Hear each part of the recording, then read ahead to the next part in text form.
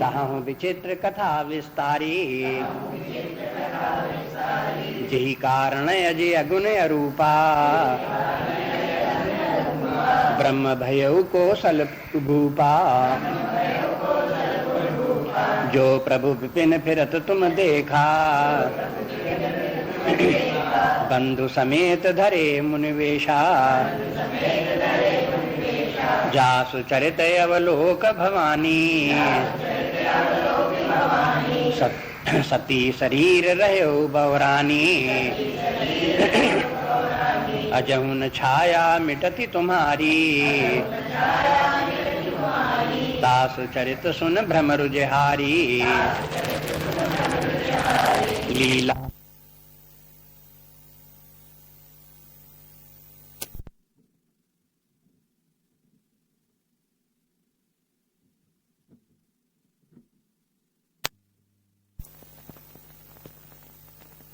मुस्कानी,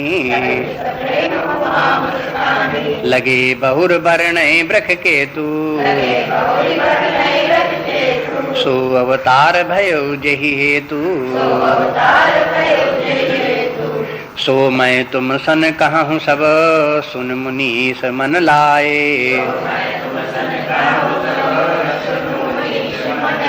राम कथा कलिमल हरणी मंगल करण सुहाए, आए सियावर रामचंद्र की जय, पवन सुत हनुमान की जय, बोलो भाई सब संतन की जय। अपर हेत सुन शैल कुमारी।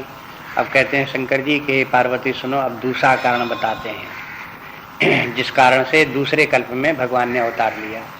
एक ही कल्प में अवतार लेने के लिए अनेक कारण नहीं बनते, एक कारण बनता है तो एक कल्प में अवतार लेते हैं, दूसरा कारण बनता है दूसरे कल्प में अवतार लेते हैं, फिर और कारण बनते जाते हैं, अलग अलग कल्पों में भगवान अवतार लेते जाते हैं। तो कहते हैं अपर हेतु मैंने दूसरा हेतु हम बताते हैं, और वो सुनो और कहूँ विचित्र कथा विस्तारी, उसका जो है विस्तार सहित उसकी भी कथा तुमको सुनाते हैं।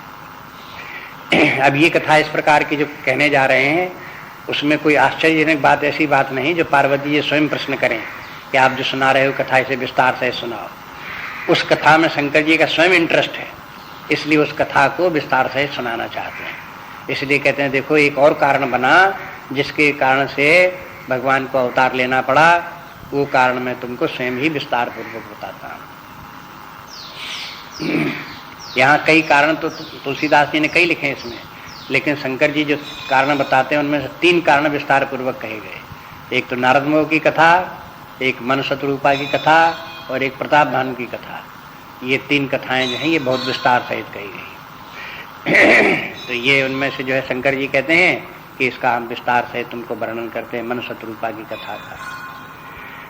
जय कारण अज अगन अरूपा, जिसके कारण से जो अज है और निर्गुण है और अरूप है, ऐसा जो ब्रह्म है भयउ कौशल प्रभुपा, वो हो अयोध्या में महाराज दशरथ के यहाँ उसने सगुण रूप धारण किया। अब ये भी देख लो, इसके माने जो ये है, इस बात को भी याद दिलाते रहते हैं कि परमात्मा के दोनों रूप हैं। परमात्मा निर्गुण निराकार भी है और वो अवतार लेता है तो सगुण साकार रूप धारण कर लेता है। तो सगुण साकार रूप किसका है? जो निर्गुण निराकार है उसी का सगुण साकार रूप।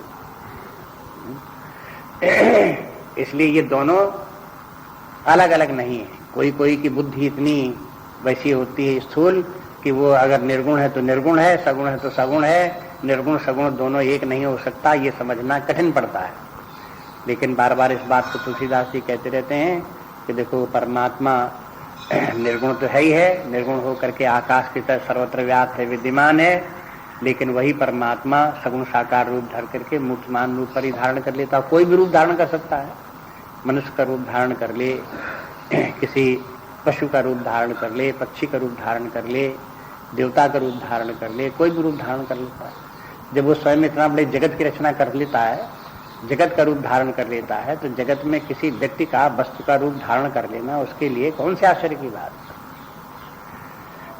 ये है परमात्मा का सगुण रूप धारण करना, अवतार लेना उन लोगों के लिए मुश्किल दिखाई देता है और संकट पड़ता है उनको समझने के लिए जो ये समझते हैं कि परमात्मा अलग वस्तु है और जगत अलग वस्तु है, जगत अपनी सत्ता से अलग विद्यमान है, उसका परमात्मा से उत्पन्न नहीं हुआ है, न परमात्मा पर आश्रित है, ये जगत सॉलिड जगत एक अलग वस्तु है, परमात्मा जगत से अलग एक अलग वस्तु है, ऐसे करके जो समझने वाले हैं उनको अवतारवाद का सिद्धांत कठिन पड़ता है।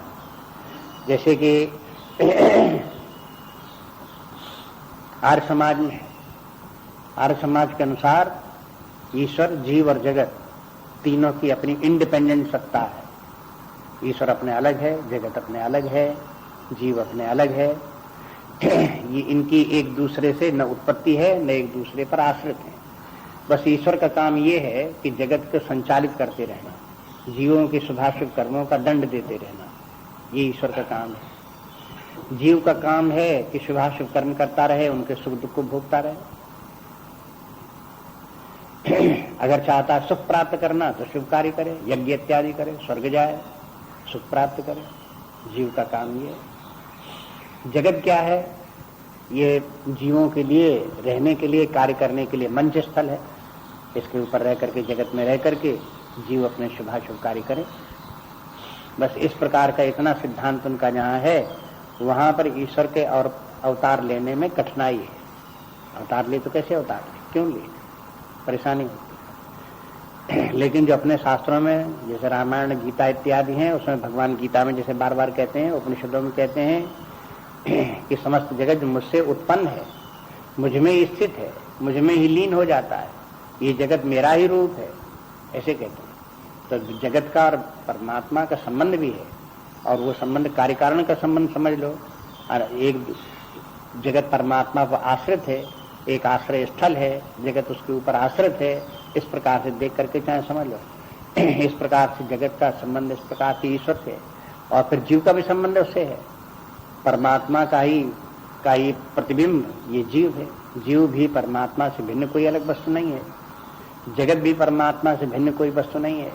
जैसे मिट्टी से घट कोई अलग वस्तु नहीं है, इसी प्रकार से परमात्मा से जगत कोई भिन्न वस्तु नहीं है, उसी का रूप है।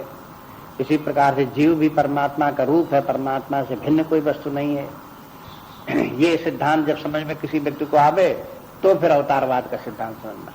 तो यह है कि परमात्मा फिर अवतार ले सकता है। जब उसने जगत का रूप धारण कर लिया तो एक मनुष्य का रूप भी धारण कर सकता है, सिंह का रूप भी धारण कर सकता है, घोड़े का भी रूप धारण कर सकता है। कोई भी रूप उसको धारण करने के लिए उसके लिए कठिन नहीं है। इसलिए अवतारवाद के सिद्धांत के आधारभूत जो फिलॉसफी है वो दूसरे प्रकार की है, और जो अवतारवाद के सिद्धांत को जिनको नहीं समझ में आता उनकी फिलॉसफी डिफरेंट टाइप की है। भेद वहां पर है। जब तक ये फिलॉसफी नहीं बदलेगी, उनका मूलभूत दर्शन नहीं बदलेगा, तब तक ये सिद्धांत समझना मुश्किल है।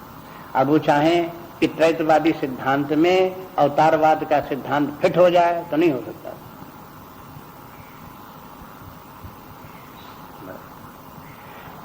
इसलिए इसमें ये कहते हैं कि देखो, भगवान जो निर्गुण निराकार परमात्मा है वो रूप धारण कर सकता है, और धारण करके कोई भी रूप धारण कर ले, इस प्रकार से अवतरित हो सकता है। तो यही कारण अज अगुण अरूपा, अज माने जिसका कि जन्म नहीं होता वो भी अवतार लेता है। तो अवतार लेना जन्म नहीं है, अज तो है, माने वो उसकी सत्ता अनादिकाल से सदा ही विद्यमान है, लेकिन वो ऐसा होते हुए भी अवतार लेने के समय रूप धारण कर लेता है। तो रूप धारण कर लेने से ये नहीं हो गया कि अज था तो उसका अज खत्म हो गया, अब जन्मने वाला हो गया, ऐसा नहीं हुआ। रहा अजन्मा ही, और फिर भी उसने अवतार ले लिया, ऐसे समझना पड़ता। तो कभी कभी ये दो बातें विरोधी व्यक्ति को लगती हैं, इन दोनों में किसकी बुद्धि सामंजस्य स्थापित नहीं कर पाती, तो उसके लिए बात कठिन लगती है। इसलिए कहते हैं कि यही कारण अज अगुण अरूपा, अगुण माने निर्गुण, अरूपा माने निराकार, जिसका कि कोई आकार नहीं, जिसमें कोई सत्व रजस तमस आदि गुण नहीं, ऐसा परमात्मा जो है वो हो, उसने ही रूप धारण कर लिया, शरीर धारण कर लिया महाराज दशरथ के यहाँ। तो जो प्रभु विपिन फिरत तुमने देखा, अब ये कहते हैं कि अब ये कथा जो हम तुमको सुनाने जा रहे हैं, ये उसी कल्प की कथा है जिस कल्प की तुमने कथा उनको भगवान को अवतार में देखा था, उसी कल्प की बताते हैं। जो प्रभु विपिन फिरत तुम देखा, जिन भगवान को तुमने वन में फिरते देखा था, बंधु समेत धरे मुनि बेसा, मुनियों का वेश धारण किए हुए थे, साथ में लक्ष्मण जी थे हैं? और उनके साथ में सीता जी तो थी नहीं, सीता जी का तो हरण हो गया था। तो उन सीता जी के हरण में फिर भगवान राम रोते हुए तुमने उनको देखा। तो वो जो रोते हुए तुमने देखा था, जास चरित अवलोक भवानी, हे पार्वती जी उनके चरित्र को देख करके, क्या चरित्र देख करके?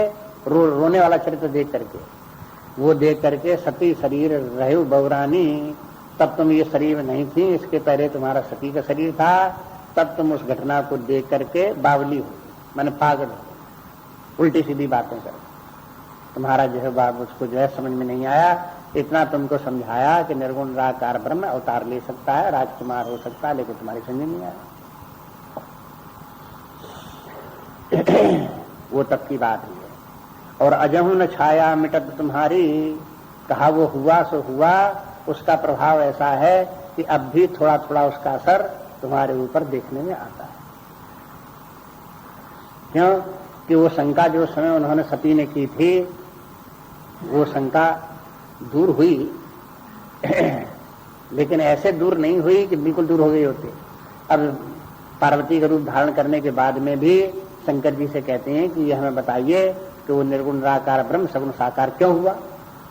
तो इसके माने अभी उसकी छाया जो है वो मिटी नहीं, अब भी शंका पूरी संपूर्ण रूप से वो शंका मिट गई होती तो वो मिटी नहीं। अब इस प्रसंग का संबंध जो है वो इससे भी है, अज अगुण अरूपा ब्रह्म कौशलपुर भूपा, उसका होना पार्वती जी के प्रश्न से संबंध रखता है। ये वो समय जो सती को जब शंका हो गई थी और जो परेशानी उनको थी, तो उनको यही थी कि अगर ये राजकुमार है तो राजकुमार है, और ब्रह्म है तो ब्रह्म है। अगर ब्रह्म है तो इनको पता होना चाहिए कि सीता को कौन ले गया है और दुखी नहीं होना चाहिए। अगर ब्रह्म नहीं है तो इसके माने राजकुमार है, राजकुमार है तो रोना ठीक है उनका, उनको पता भी नहीं होना चाहिए इस प्रकार से। लेकिन दोनों बातें कहो कि हैं ब्रह्म और रो रहे हैं इस प्रकार से राजकुमार की तरह से, बस ये हमारी समझना। तो ये बात जो समस्या जो थी वो पार्वती सती के साथ में थी, का वो समस्या तुम्हारी बिल्कुल निर्मूल हो गई, सो अब भी नहीं है, कुछ न कुछ अब भी तुम्हारे मन में है। तासु चरित्र सुन भ्रम रुजहारी, कहते हैं उसी समस्या का हल करने के लिए अब हम तुम्हें आगे की कथा सुना रहे हैं। तासु चरित्र, उन भगवान का चरित्र ही सुनो, तुम सुनो, और भ्रम रुजहारी, भ्रम रूपी रोग का निवारण करने में वही समर्थ हो। तुम्हारे तुमको जो भ्रम है कि किस प्रकार से निर्गुण निराकार अवतार कैसे ले सकता है, इस भ्रम को दूर करने के लिए ही तो हम आगे की कथा हम तुमको सुना रहे हैं। मनुष्य रूपा की कथा सुना रहे हैं, और उसी प्रसंग में उसी कल्प में जब उन्होंने भगवान ने जो चरित्र किए हैं उन चरित्रों का वर्णन कर रहे हैं। उनको सुनते सुनते तुम्हारा ये भ्रम दूर हो जाएगा।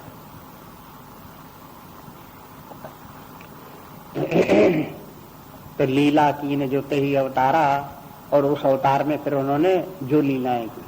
अब देखो इसके माने हर अवतार में भगवान की अलग अलग लीला। तो कहते हैं लीला कीन जो ही अवतारा, उस अवतार में भगवान राम ने जो लीलाएं की थी सो सब कही है मत अनुसारा, बस उन्हीं का सब वर्णन विस्तार पूर्वक हम करेंगे।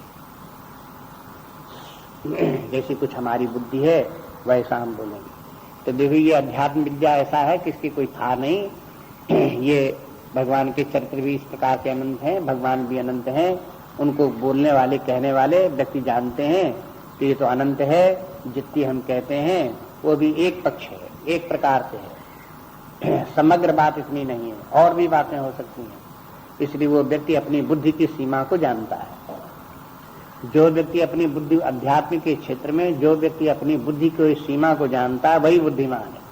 और जो व्यक्ति ये समझता है कि मैं सब जानता हूँ अध्यात्मिक ज्ञान, बस वो बुद्धिहीन है। इसलिए कभी भी रामचरितमानस में देखो शंकर जी जैसे लोग, याज्ञवल्क्य जी जैसे लोग, और काकभूषण जैसे, ये सब लोग बार बार बोलते रहते हैं जैसी हमारी जितनी बुद्धि जहाँ तक काम करी उतना सुनाएंगे, और उसके आगे भी बात रह जाएगी, और भी बातें हो सकती हैं। तो ये बात सब एक्सेप्ट करते हैं कि हम जितनी कहते हैं वो सब उतनी नहीं है, और भी है। इसलिए सो सब कहियों मति अनुसारा, भरद्वाज सुन शंकर बानी। अब देखो ये तो शंकर जी की बात हुई। अब कथा चल रही है, ये शंकर जी की कथा, पार्वती जी कथा याज्ञवल्क्य भरद्वाज जी को सुना रहे हैं। इसलिए अब याज्ञवल्क्य भरद्वाज से कहते हैं भरद्वाज सुन, सुनो भरद्वाज की सुनी शंकर वाणी। जब पार्वती जी ने शंकर जी की यह बात सुनी तो उनके ऊपर क्या प्रभाव पड़ा, क्या प्रतिक्रिया हुई? कही कि सकुच सप्रेम उमा मुस्कानी, ये प्रतिक्रिया हुई। तो उनको संकोच लगा इस बात का कि देखो हमने पिछले जन्म में कितनी गलती की और उसके कारण से कितने हम दुखी हुए, किस प्रकार से फिर हमें शरीर छोड़ना पड़ा, किस प्रकार से फिर दूसरा शरीर धारण करना। तो वो अपनी गलती को याद करके कोई व्यक्ति उस जैसे संकोच होता है वैसे पार्वती जी को संकोच लगा। और सप्रेम के माने है ये भी पार्वती जी को लगा कि देखो भगवान शंकर जी कितने कृपालु हैं, जो कह रहे हैं कि तासु चरित्र सुन भ्रम रुजहारी, कि भ्रम को दूर करने वाली वो कथा हम तुमको सुनाते हैं। तो ये शंकर जी की हमारे ऊपर कृपा है, उस भ्रम का निवारण करने के लिए वो तत्पर है। उसके कारण से उनके हृदय में शंकर जी के प्रति प्रेम भाव भी है। और ये समझ दोनों बातों को ध्यान में रख करके उमा मुस्कानी, पार्वती जी जो है वो मुस्कुरानी। तो ये प्रतिक्रिया उनके ऊपर हुई उनको सुन करके। अब इसके बाद कहते हैं लगे बहुर बरने वृष केतु, और उसके बाद वृष केतु शंकर जी जो है वो आगे की कथा का वर्णन करने लगे, सुनाने लगते हैं। सो अवतार भयो जे हेतु, वो अवतार जिसमें कि सती को मोह हो गया था, उस अवतार की कथा और उसका हेतु बताने लगे। अब कहते हैं याज्ञवल्क्य सो मैं तुम सन कहूं सब सुन मुनीस मन लाए। ये मुनीस कौन हुए? भरद्वाज। याज्ञवल्क्य कहते हैं कि हे भरद्वाज मन लगा करके सुनो, सो मैं तुम सन कहूं सब, वो सब वही सब कथा मैं तुमको भी सुना देता हूं। माने जो शंकर जी ने पार्वती जी जिस कल्प की कथा सुनाई उसी कल्प की कथा भरद्वाज भी, ये याज्ञवल्क्य भी भरद्वाज जी को सुना देते हैं। तो दोनों एक ही कल्प की कथा चलती हैं। राम कथा कलिमल हरणी मंगल करने सुहाए। बार बार याद रखें कि भगवान की कथा कलयुग के मलों को हरने वाली है और मंगल करने वाली है, सुंदर कथा है। भगवान की कथा बहुत सुंदर, उसका फल ये है। उसका फल क्या हुआ कि इससे जो है वो कलिमल हरण, माने कलयुग के मल क्या है? कलयुग में ही राग द्वेष काम क्रोध लोभ मोह ये मानसिक विकार व्यक्तियों के प्राणियों के बढ़ जाते हैं। तो यही कलमल है, तो ये सब दूर हो जाता है। कलयुग में भी ये काम क्रोध आदि विकार दूर हो सकते हैं। कोई कहे ये तो कलयुग है, सब जगह ऐसे ही होता, तो उधर रहेगा तो रहेगा संसार में, कलयुग में जहाँ संसार में तो रहेगा। लेकिन जो भगवान की कथा को सुनेगा, आध्यात्मिक साधना करेगा, भगवान की भक्ति करेगा, नाम जप करेगा, ध्यान करेगा, उसको जो है ये विकार, उसके मानसिक विकार दूर भी होंगे। और मंगल करणी, और व्यक्ति का मंगल इसी में है। जब उसके मानसिक विकार दूर हों, काम क्रोधात से निवृत्ति हो, राग द्वेष से छूटे, तभी उसका जो है उसका मंगल है, अन्यथा मंगल नहीं। जो व्यक्ति मंगल अपना समझ रहा है कि भौतिक संपत्ति से मंगल, उसका धन संपत्ति आदि से मंगल है, तो उसका मंगल नहीं है। वो तो उसकी कल्पना है कि इसमें मंगल से व्यक्ति का मंगल, वास्तव में व्यक्ति का मंगल है, मोद है। ये तो जब आध्यात्मिक चेतना अंदर से जागृत हो, व्यक्ति को आत्मज्ञान परमात्म ज्ञान हो और मानसिक विकारों से छुटकारा हो, चित्त शांत हो, संतुष्ट हो, तब उसको जो है वो मंगल और मोद का प्राप्त उसको हो। फिर ऐसा व्यक्ति किसी भी परिस्थिति में रहे, कहीं भी रहे, सदा प्रसन्न रहेगा, सदा सुखी रहेगा। तो बस यहाँ तक आकर के ये भूमिका हुई आगे की कथा की। अब आगे से जो शुरू होता है वो मनो शत्रुपा की कथा शुरू होती है, और वो बड़ी महत्वपूर्ण कथा है। जैसे शंकर जी ने कहा कि हम तुम्हें विस्तार से सुनाएंगे, इसलिए आध्यात्मिक दृष्टि से बहुत काम की हुआ है। एक प्रकार से ये कह सकते हैं कि नारद मोह की कथा तो कथा में निगेटिव रूप था, अब जो ये कथा आ रही है इसका पॉजिटिव रूप देखो। अब ये लोग कथाकार सब लिखने वाले कैसे कैसे बुद्धिमान व्यक्ति हैं, कितनी कितनी बातों को सबको ध्यान रखते हैं।